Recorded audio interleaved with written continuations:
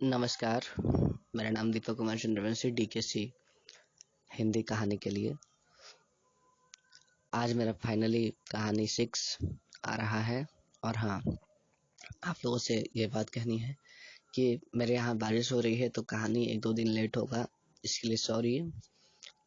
और बारिश के कारण लाइट नहीं आ पा रहा है, तो जाइए इस वीडियो को वॉच कीजिए, चैनल को सब्सक्राइब कीजिए, वीडियो को लाइक कीजिए, शेयर कीजिए अपने फ्रेंड्स एंड फैमिली के साथ, कमेंट कीजिए कैसा कहानी चाहिए आप लोगों को। अभी तो रुद्राली चल रहा है, तो चलिए वीडियो स्टार्ट करते हैं। वीडियो आप लोग देखिए, अच्छे से एंजॉय कीजिए। धन्यवाद। रुद्राली पार्ट 6। धरा और अश्विन शॉक्ड रह गए और जम गए। निर्भय ने सक्षम को संभाला मगर उससे पहले ही वो जमीन पर गिर पड़ा। सक्षम की ये हालत देखकर गौरी बर्दाश्त नहीं कर पाए और बेहोश हो गई। उसकी मां रचना ने उसे संभाला। सभी सार्थक की ओर देख रहे थे, फिर सक्षम के पास चले गए। धरा रोती हुई अपने बेटे को उठाने की कोशिश कर रही थी। सुहानी और चहक भी रो रहे थे। फिर चहक ने सार्थक को देखा, वो मौका पाकर वहां से भाग गया। सभी अस्पताल में थे। अश्विन एक कुर्सी पर बैठा हुआ था। निर्भय ने उसके कंधे पर हाथ रखा हुआ था। धरा, सुहानी और चहक बार बार शीशे से सक्षम को देख रहे थे। वो ऑपरेशन रूम में था जहां उसका इलाज चल रहा था। कुछ घंटे बाद गौरी ठीक थी और रचना और रविकांत के साथ सक्षम के ठीक होने का इंतजार कर रही थी। शादी अधूरी रह गई थी और सारे रिश्तेदार और मेहमान वापस लौट गए थे। धरा गौरी के पास आई और बोली, गौरी तुम ठीक हो ना? गौरी ने हाँ में सर हिलाया। धरा ने उसके सर पर हाथ फेरकर कहा, तुम चिंता मत करो, सक्षम को कुछ नहीं होगा। तुम्हारी और उसकी शादी जरूर होगी। गौरी ने कुछ नहीं कहा मगर फिर रविकांत सामने आया और बोला, धरा जी अब ये शादी नहीं होगी। धरा और सभी चौंक गए। रविकांत, धरा जी आपका बेटा पूरी तरह पागल हो चुका है। उसने गौरी के साथ जो किया उसके बाद मैं अपनी बेटी की शादी आपके घर में हरगिज नहीं कर सकता।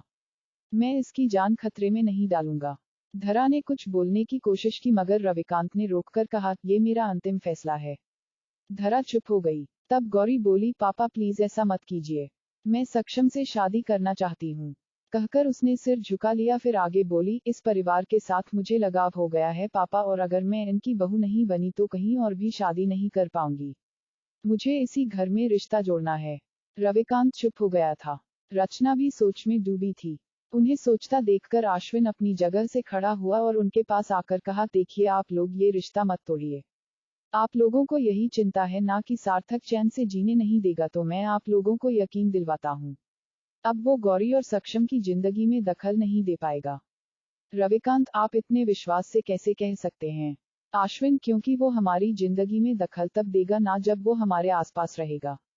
रचना, मतलब? अश्विन, मतलब ये कि सार्थक की असली जगह घर नहीं बल्कि जेल है।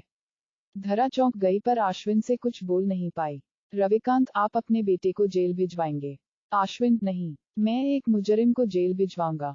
सार्थक ने सक्षम को जान से मारने की कोशिश की है और गौरी को भी मोलेस्ट किया। इन गुनाहों की सजा उसे मिलकर रहेगी। सुहानी ने बोलने की कोशिश की पर पापा, सार्थक किसी को उसकी तरफदारी करने की जरूरत नहीं है। अश्विन की कड़कती आवाज आई। सुहानी चुप हो गई और सर झुका लिया। उसके बाद अश्विन ने तुरंत पुलिस को कॉल कर दिया और सार्थक के खिलाफ कंप्लेन दर्ज करा दिया। सार्थक मिसिंग था और पुलिस वाले उसे हर जगह खोज रहे थे। एक सुनसान गली, नीचे सड़क पर एक आदमी सोया हुआ था या बेहोश था। फिर धीरे धीरे उसकी आंख खुली, उसने उठने की कोशिश की और उठ खड़ा हुआ। वो सार्थक था। अर्धबेहोशी से उसकी पलकें भारी हो रही थी। उसने अपना सर पकड़ रखा था, फिर इधर उधर देखने की कोशिश की। वो कहाँ था ये वो खुद भी नहीं जानता था। फिर एक जगह पर पानी देखा तो उसे पिया और अपना मुंह धोया। उसका सर अभी भी दर्द कर रहा था। वो सीधा सीधा चलता रहा। सार्थक, कौन सी जगह है ये? कहाँ हूँ मैं? क्या हुआ था कल? कुछ याद नहीं आ रहा। वो एक जगह पर आकर बैठ गया।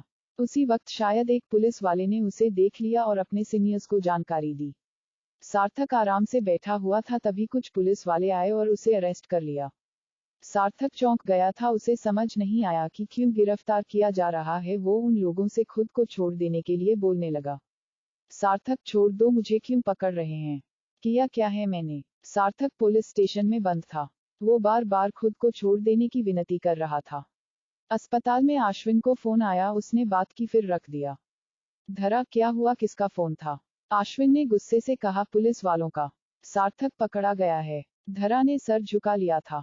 सार्थक जेल में बंद था। पुलिस वाले उसे लगातार मार रहे थे और अपना गुनाह स्वीकार करने के लिए बोल रहे थे, पर सार्थक बार बार यही बोल रहा था कि उसने कुछ नहीं किया है। अगले दिन सक्षम अब ठीक था। उसकी कंडीशन पहले से बेहतर हो गई, लेकिन डॉक्टर ने कहा था कि पूरी तरह रिकवर होने में टाइम लगेगा। सार्थक को गहरी चोटें लग गई थी। वो मार खाते हुए बेहोश हो गया था, लेकिन पता नहीं क्यों उसने अपना गुनाह स्वीकार नहीं किया। चोट ज्यादा लग गई थी, इसलिए उसे उसी अस्पताल में रख दिया गया जहां सक्षम और घर वाले थे। सभी को सार्थक के वहां होने का पता चला तो उसे देखने चले गए, मगर हमदर्दी से ज्यादा गुस्सा था सबके दिल में। सार्थक ने अपने अश्विन और धरा को देखा तो उनके पास जाने की कोशिश की, मगर उन लोगों ने उसे खुद से दूर कर दिया। सार्थक, आप सब मुझसे गुस्सा क्यों हैं? क्या किया है मैंने? अश्विन ने गुस्से में कहा, क्या किया है? तुम्हें जानना है तुमने क्या किया है तो चलो मेरे साथ। अश्विन उसे खींचते हुए ले गया। वो सार्थक को बेहोश पड़े सक्षम के सामने ले आया। गौरी सार्थक को देखकर पीछे हो गई थी। सार्थक ने अपने भाई को पट्टियों में बंधा देखा तो काफी हैरानी से कहा, भैया भैया क्या हो गया? चोट कैसे लगी? कोई भी सार्थक के अजीब बर्ताव को समझ नहीं पाया। फिर अश्विन ने उसे खींचा और चिल्लाते हुए कहा, बंद करो अपना नाटक, तुम्हारी वजह से सक्षम इस हाल में है। सार्थक, आप ये क्या बोल रहे हैं पापा? मैंने किया क्या है? सार्थक रोते हुए बोला। फिर वो जमीन पर बैठ गया और कहा, मुझे कुछ समझ नहीं आ रहा, मेरे साथ क्या हो रहा है? मैंने कुछ नहीं किया। अश्विन, तुमने सक्षम की जान लेने की कोशिश की है। सार्थक ने सर हिलाते हुए कहा, नहीं मैंने कुछ नहीं किया। ये सब उसने किया है। हाँ ये उसने किया है, मैंने कुछ नहीं किया। सार्थक पागलों की तरह बड़बड़ा रहा था। सार्थक, मैंने कुछ नहीं किया पापा, उसने सब किया। अश्विन, क्या बोल रहे हो, किसने क्या किया है? प्रश्नवाचक चिन्ह। सार्थक कुछ दूरी पर किसी को देख रहा था, लेकिन वहां कोई नहीं था। सार्थक ने उंगली से एक तरफ इशारा किया और कहा, वो उसने सब किया। सार्थक हवा में किसी को देख रहा था। अश्विन, धरा और सभी उस ओर देख रहे थे, लेकिन उन्हें कोई नजर नहीं आया। चहक बोली, भैया वहां कोई नहीं है, आप किसे देख रहे हैं?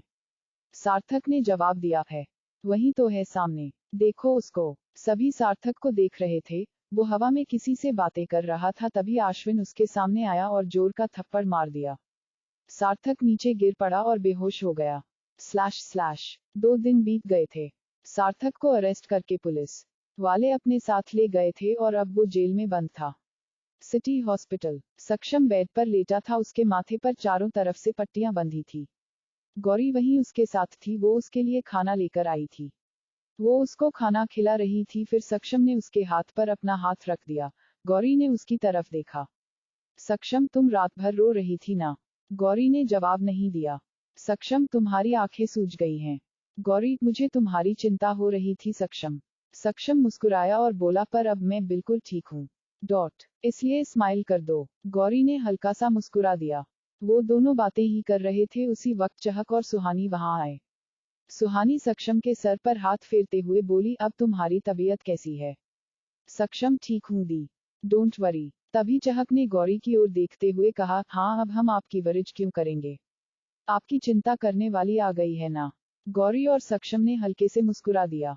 चहक, वैसे बड़े प्यार से खाना खिला रही थी। भाभी, जितने प्यार से आप भैया को खाना खिला रही हैं, उतने प्यार से मुझे भी खिलाएंगी ना? चहक ने गौरी को छेड़ते हुए कहा। गौरी ने मुस्कुराकर सर झुका लिया। सुहानी हंसते हुए बोली, चिंता मत कर चहक, तू एक दिन जरूर खाएगी। चहक हंस दी। सुहानी ने आगे कहा, पर अब तू इन दोनों को छेड़ना बंद कर और चल मेरे साथ। वो उसे खींचती हुई ले गई। चहक, अरे क्यों? हम सक्षम भैया को देखने आए थे। सुहानी, देख लिया इसलिए अब चुपचाप चल। चहक, अरे पर। चहक के बोलते बोलते वो और सुहानी चले गए। सक्षम और गौरी हंस रहे थे। सक्षम ने हंसते हुए कहा, मेरी बहनें थोड़ी सी पागल हैं। गौरी मुस्कुराकर बोली, बहुत प्यारी फैमिली है तुम्हारी सक्षम। मैं खुश हूं कि इस परिवार का हिस्सा हूं। सक्षम मुस्कुरा दिया, मगर फिर गंभीर होकर बोला, मेरे परिवार के लोग बहुत अच्छे हैं गौरी, पर पता नहीं क्यों सार्थक बुरा बन गया। उसने हम सबके साथ जो किया, उसके बाद मैं उससे नफरत करने लगा हूं। कभी माफ नहीं करूंगा उसे। गौरी चुप थी और सर झुका रखा था। सक्षम ने उसकी तरफ देखा और कहा, तुम्हें भी बहुत परेशान किया है ना उसने? मैं इसके लिए माफी मांगता हूँ। गौरी, तुम माफी क्यों मांग रहे हो, तुम्हारी क्या गलती? पर अब भूल जाओ इन बातों को। बीती चीजों को छोड़कर हमें आगे बढ़ना चाहिए। सक्षम ने सर हिलाते हुए कहा, तुम सही कह रही हो। दूसरी ओर, सार्थक जेल में बंद था। वो घुटने मोड़े जमीन पर बैठा था। दोनों आंखें खुली हुई थी मगर वो पलके नहीं झपका रहा था और एकटक शून्य में घूर रहा था। फिर जो हुआ उसके बारे में सोचकर अजीब से मुस्कुरा दिया। अनुपमा वर्णवाल, एव